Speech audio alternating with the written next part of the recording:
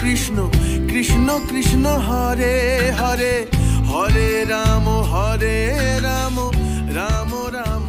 আর এই নাট মন্দিরটি কিন্তু অপরূপ সুন্দর। উপরের দিকের দেওয়ালে বিভিন্ন পৌরাণিক কাহিনীগুলি ফুটিয়ে তোলা হয়েছে। যারা দূর থেকে আসবেন তারা চেষ্টা করবেন এই মন্দিরে এখানেই প্রসাদ গ্রহণ করার। শ্রী চৈতন্য মহাপ্রভুর যে 6 জন প্রধান শিষ্য ছিলেন তাদের মূর্তি তৈরি করা হয়েছে।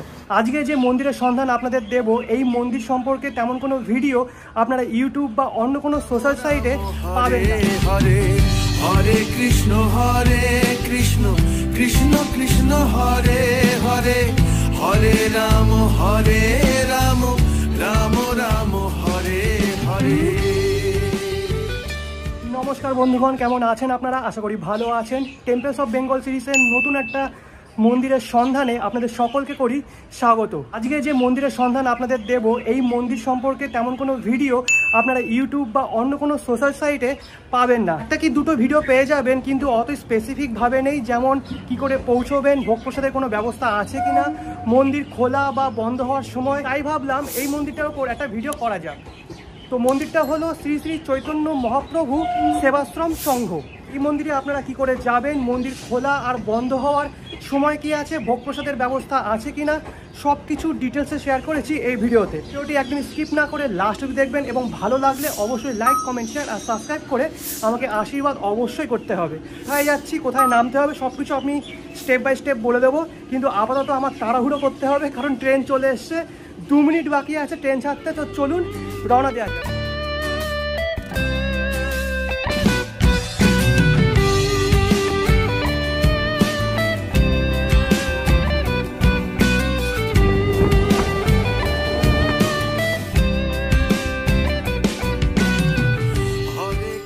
আচ্ছা, আজকের গন্তব্যস্থল হলো রানাঘাট, আর আমি এখন দাঁড়িয়ে আছি রানাঘাট জংশনে। রানাঘাট জংশনের 1 নম্বর প্ল্যাটফর্ম দিয়ে বের হতে হবে। বেরোলেই পেয়ে যাবেন টোটোয় উঠে বলতে হবে Talpukur Shri Shri Chaitanya Sevashram Sangha. By the way, যারা আমাকে চেনেন না, আমি হলাম আপনাদের নীল, আর আপনারা দেখছেন আমার চ্যানেল উশবাকেট। তো চলুন জার্নি শুরু করা যাক। আচ্ছা, 1 নম্বর প্ল্যাটফর্মের সামনে এই যে টিকিট কাউন্টারের সামনে দিয়ে বেরোলেই বাঁ দিকে পেয়ে যাবেন টোটো স্ট্যান্ড। তো আচ্ছা, অনেক রানিং টোটোও পেয়ে যাবেন, তাছাড়া বাঁ দিকে এদিকে অনেক টোটো স্ট্যান্ডও পেয়ে যাবেন।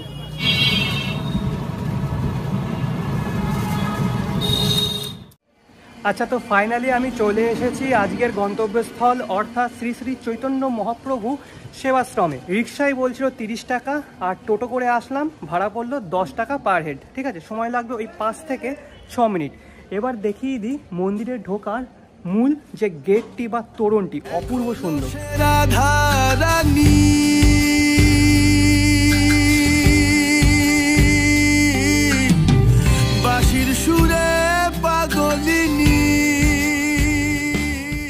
আচ্ছা, মন্দিরটা কিন্তু দূর থেকেই দেখা যায়, আর এটি হলো মন্দিরে প্রবেশ করার মূল তোরণ। ঠিক আছে, তো গেটের একদম উপরে দেখতে পাচ্ছেন শ্রী শ্রী নরসিংহদেবের একটি বিগ্রহ রয়েছে, আর তার নিচেই রয়েছে মন্দিরে প্রবেশ করার মূল তোরণ বা গেট।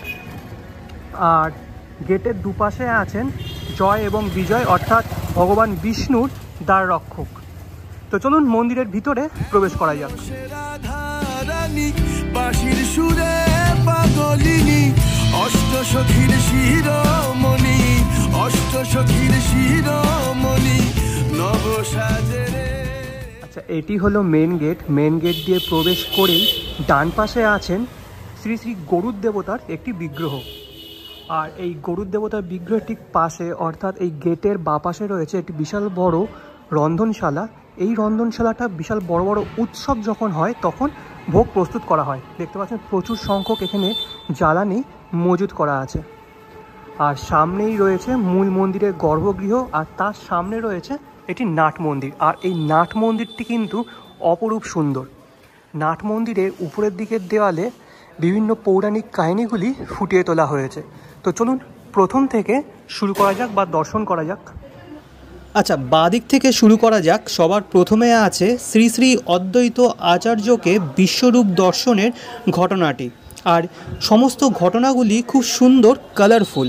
তার ঠিক পরেই আছে ঝাড়খণ্ডের জঙ্গলের মধ্যে দিয়ে যখন মহাপ্রভু যাচ্ছিলেন, তখন জঙ্গলের হিংস্র জীবজন্তুর মধ্যে কৃষ্ণপ্রেম দান করার ঘটনাটি ফুটিয়ে তোলা হয়েছে খুব সুন্দরভাবে। তারপর আছে সার্বভৌম ভট্টাচার্যকে মহাপ্রভুর ষড়ভুজ রূপ দর্শন।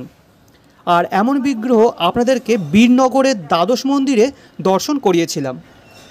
তারপর প্রভু হরিদাস ঠাকুরকে মহাপ্রভু কোলে করে নিয়ে আছেন, সেই দৃশ্যটি খুব সুন্দর করে ফুটিয়ে তোলা হয়েছে। গর্ভগৃহের সামনে উপরের দেওয়ালে দেখতে পারবেন ভগবান বিষ্ণুর 10 অবতারের ছবি। তাদের নিচে আছেন মহাদেব, ব্রহ্মা, নারদ ও ইন্দ্রদেব। এই চিত্রের ঠিক পাশেই রয়েছে ভগবান বিষ্ণুর অনন্তশয্যার একটি চিত্র। নাট মন্দিরের আরেক দেওয়ালেও আছে নানান পৌরাণিক কাহিনী। সবার প্রথমে আছে শ্রীকৃষ্ণের কালিয়ানাগ দমনের ঘটনাটি। তারপর একে একে শ্রী শ্রী রাধাকৃষ্ণের রাসলীলা, বৃন্দাবন থেকে শ্রীকৃষ্ণ বলরামকে নিয়ে রথে করে মথুরার উদ্দেশ্যে যাত্রা সেই ঘটনাটি, এবং সবার শেষে আছে দ্বারকায় সুদামা যখন এসেছিলেন তখন শ্রীকৃষ্ণ কর্তৃক তার যত্ন।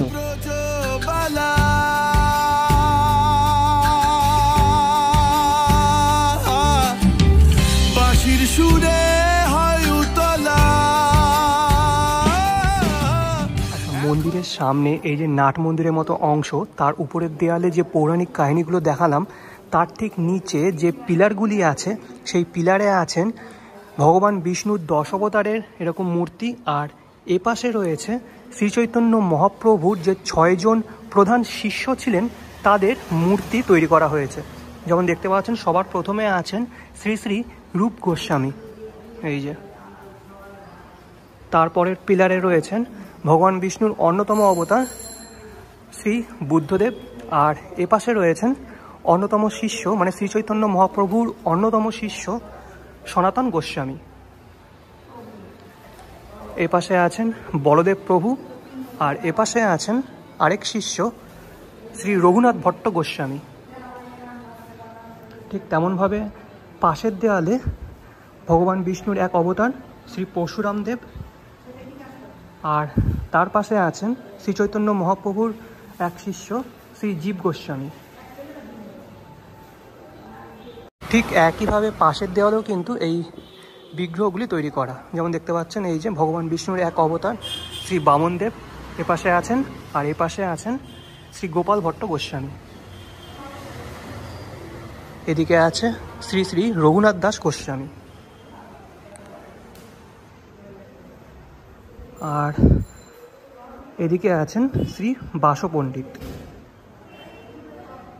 আর এই যে ডান দিকের সাইডে একটা এরকম স্ট্রাকচার দেখতে পাচ্ছেন যেখানে অনেক বিগ্রহ তৈরি করা, আর মাঝখানে আছেন শ্রী শ্রী গৌরনীতায়ের বিগ্রহ। তো এটি কিন্তু দোলযাত্রার দিন এখানে বের করে আনা হয়, আর এই পুরো স্ট্রাকচারটা ঘোরে, ঠিক আছে। তো দারুণ একটা জিনিস দেখলাম। আর তার পিছনে রয়েছে একটি দোলনা, সেখানে খুব সম্ভবত শ্রী শ্রী রাধাকৃষ্ণ বা জগন্নাথ প্রভুকে রাখা হয়।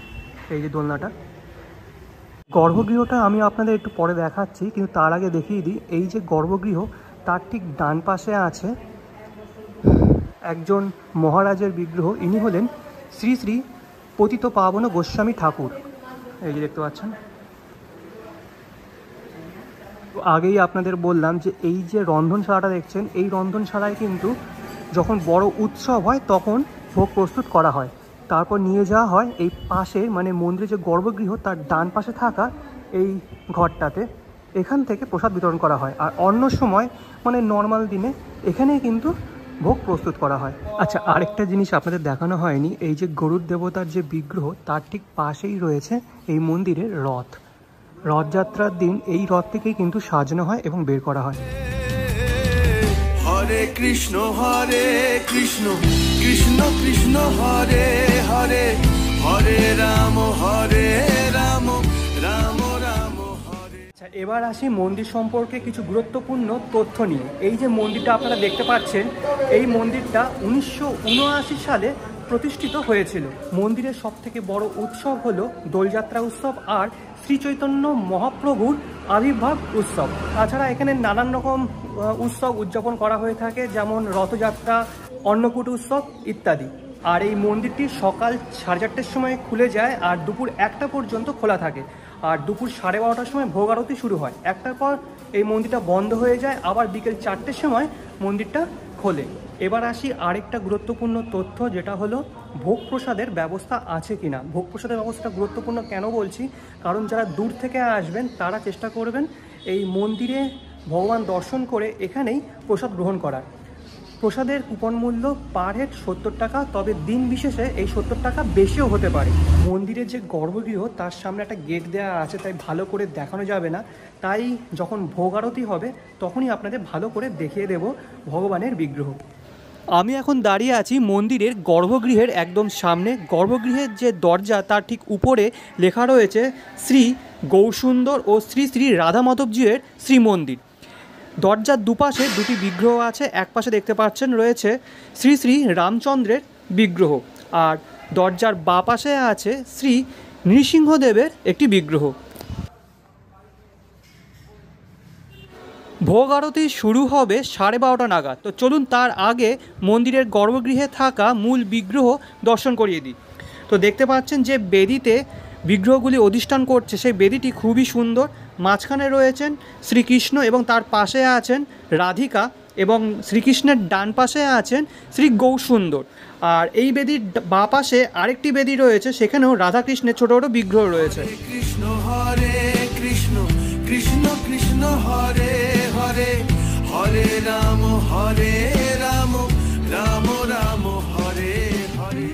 ঘড়ি কাটায় এখন বাজে 12:35, আর দেখতে পাচ্ছেন সবার প্রথমে শ্রী শ্রী পতিত পাবন মহারাজের ঘরে আরতি হবে এবং তারপরে মূল গর্ভগৃহে আরতি হবে। তো মূল গর্ভগৃহের দরজা কিন্তু খুলে দেওয়া হচ্ছে, এবার আরতি শুরু হবে, অর্থাৎ ভোগ আরতি।